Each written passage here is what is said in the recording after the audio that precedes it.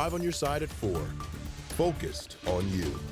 And we begin at 4 with breaking news from just outside of Kansas City. 2 people are dead, including an Independence, Missouri police officer. That's right. Within just the past 30 minutes, we've learned someone shot and killed the officer, as well as a civil process server.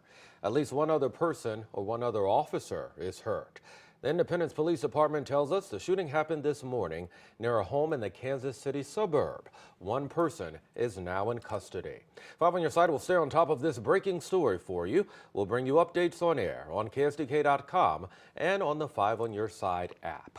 We want to thank you for joining us at 4. I'm Brent Solomon. And I'm Kay Quinn. The man accused of killing a pregnant teacher in a murder-for-hire plot has decided to take his case to trial. 5 on your side's Christine Byers was in the courtroom this morning. She joins us now in the newsroom with more on what happened. Christine?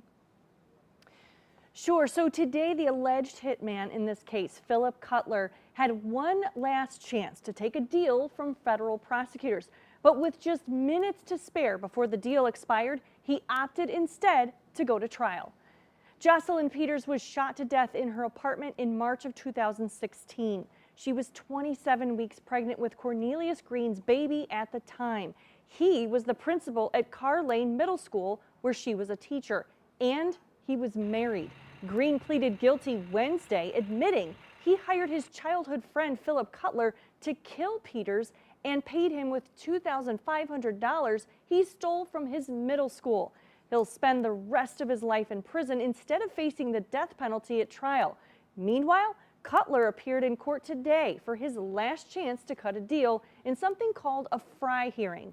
Criminal defense attorney Joel Schwartz explains what that means. In case the defendant is in fact convicted, he can't come back and say, my attorney was ineffective in that he never conveyed this offer. In this respect, what they do is they get it on the record that the offer has been made and turned down in open court, as opposed to potentially after the fact simply taking the defense attorney's word for it. In court today, Cutler stuck only to one-word answers. His murder charges are also still pending in state court. Very interesting. Christine, thank you. Rapper Drake is addressing the deadly car crash that killed a mother and daughter following his St. Louis concert. Drake mentioned the February 14th crash at his show Tuesday night in Buffalo, New York. This week, video surfaced on social media showing the moment that car hit Leticia Bracero and Alyssa Cordova. 5 on your side has decided not to show it. Drake told the audience he watched the viral video and then he made a call to action to his fans. I want you to turn to somebody that you do not know. I want you to look them in the eyes, and I want you to prove that you're grateful for your life. I want you to take 5 seconds out of your day to make somebody else's day. Just show them some love, because you never know what comes next. The man police say is responsible for the crash is now on house arrest.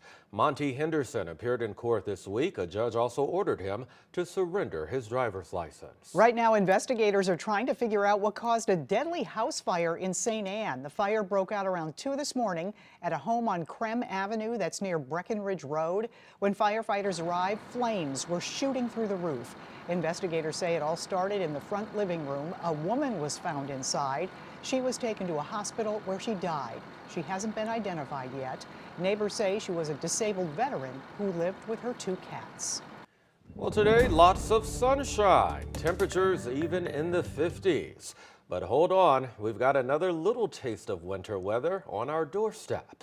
Meteorologist Gary Frank now with the Weather First forecast. Yeah, good afternoon, Brent. You know, overall, the last couple of days have been what we would expect in February. It was a very, very warm month, and compiling the stats, we have exactly how warm it is in about 5 minutes. But regardless, it's nice outside, and we've got a pretty good amount of sunshine. Pretty soon, everything's going to be growing here, not just in your yard where it's been so warm. We're at 51 degrees right now. We've gotten up to 52. Mid-50s off to the west. That's where a slightly warmer air mass is settling in, but it'll take some time for that as we start to see another little brief cool down. It's that area off to the southwest with rain and snow. It's heading in our direction, but it's not all that impressive. It's obviously not too cold right now, and the air is very dry here. So we'll talk about here shortly why that matters. But this evening, no problem. Clouds will increase ahead of that system as we continue to look at pretty nice conditions. In the next few days, we've got warmer mornings ahead with some light rain and snow early Friday. We'll talk about that specifically, and then how it feels like spring again, now this time in the month of March. All right, we'll see you in a few minutes. Thank you, Gary. Now to a political showdown at the U.S. southern border. Both President Biden and former President Trump have taken their 2024 campaign to Texas. And both candidates are focusing on immigration and security issues ahead of next week's Super Tuesday primary. NBC's Jay Gray reports from Brownsville, Texas. For the rest of the country, conditions along the southern border are a crisis. But here in South Texas, illegal crossings, crowds of tens of thousands forcing bridges to close, fences, razor wire, and migrant families spilling from makeshift tents have become a way of life. It's just overwhelming. President Biden meeting with border agents and local leaders in Brownsville, looking to turn up pressure on congressional Republicans who refused to take up a measure that would provide over $20 billion for security, along with additional manpower and resources along the border. Just up the Rio Grande River in Eagle Pass, former President Trump sticking to what's been a major focus on the campaign trail, what he's labeled the administration's failed open border policies. The southern border, clearly a crossroads, literally, between the United States and Mexico, and now it seems politically, between what could be a win-or-loss come November. The Biden administration did get an immigration win today, a federal judge blocking a Texas law that would have given police broad powers to arrest anyone suspected of entering the country illegally. Jay Gray, NBC News, Brownsville.